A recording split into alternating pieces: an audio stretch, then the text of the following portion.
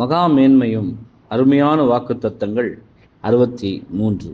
உன் பக்கத்தில் 1000 பேரும் உன் வலதுபுறத்தில் 10,000 பேரும் இருந்தாலும் அது உன்னை அணுகாது. சங்கீதம் 91:7.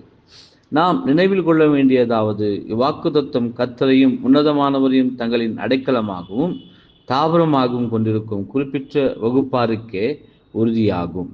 நாம் காயப்பட போகிறவர்களையும் இழப்பவர்களையும் உலகத்திற்குரியவர்கள் என்று எண்ணப்படாமல், மாறாக சபையின் நண்பர்கள் என்றும் சபையுடன் நெருங்கிய உறவு கொண்டவர்கள் என்றும் எண்ண வேண்டும்.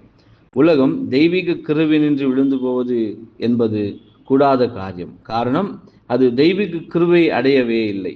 இவ்வசனம் உண்மையில் பரிசுத்த ஆவியினால் ஜெனிப்பிக்கப்பட்டவர்களுக்கு அல்லது பரிசுத்த ஆவியினால் ஜெனிப்பிக்கப்பட்டது போன்று பாவனையான நிலையில் இருப்பவர்களுக்கு, அதாவது உதாரணமாக கோதுமை மணி போன்று பாவிக்கும் கலைகளுக்கே பொருத்தமாயுள்ளது.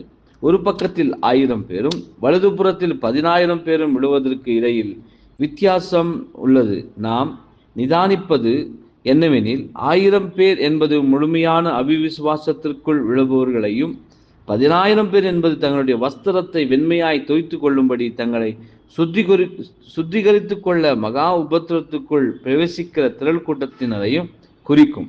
இவர்கள் பாபிலோனோடு அவளுடைய பாவங்களில் பங்கு கொள்ளுவர்களுக்காக காணப்பட்டு, அவளுடைய மாபெரும் விடுகையில் பங்கு கொள்ளுவர்கள் கிறிஸ்து இயேசுவுக்குள் பரிசுத்தமாக்கப்பட்டவர்களும் தேவனுடைய நேசகுமாரின் சாயலாய் இவர்கள் இருப்பவர்கள் மாத்திரமே அவருக்குள் முழுமையாக நிலை நிற்க முடியும் என்பதே ஆமென்.